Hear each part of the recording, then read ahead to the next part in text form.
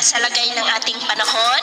Ngayong hapon po ng December 2, 2024. Sa ngayon ay patuloy pa rin na amihan at easterlies ang mga hangin na umiihip po dito sa ating bansa. Ang malamig na hanging amihan ang umiihip po dito sa malaking bahagi ng Luzon at easterlies naman o mainit na hangin ang umiihip naman sa silangan ng Southern Luzon, Visayas at Mindanao. At ang shear line naman o yung imaginary line ng hangganan ng malamig na amihan at mainit na easterlies ay nakakaapekto po ngayon dyan sa may Calabarzon at ilang bahagi po ng Camarines Norte. Sa ating pong long range forecast ay wala pa naman pong bagyo na namamataan na tatawid po dito sa ating kalupaan for the next 5 to 7 days. Pero sa susunod na linggo ay may banta ng sama ng panahon na maaaring mabuo o lalapit dito po sa ating bansa at ang development po niya ng ating babantayan kung matutuloy po o hindi.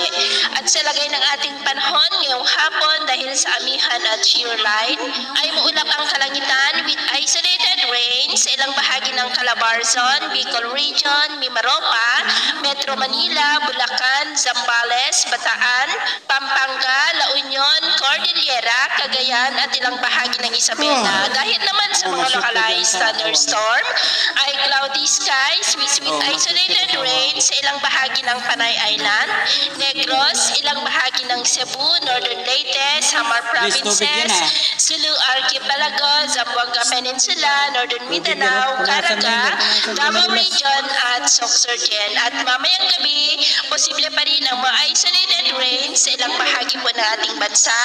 Kaya mag-ingat po tayo sa mga banta pa rin ng mga pagbaha at pagguho ng lupa. At sa atin naman pong mga baybayin dahil sa shear line at amihan, iwasan na muna natin ang papalaot sa silangang baybayin po ng Isabela at sa northeastern seaboard po ng Camarines Provinces at silangang baybayin ng Central Luzon dahil ang mga alon dyan ay posible po na aabot hanggang sa 3 to 4 meters height.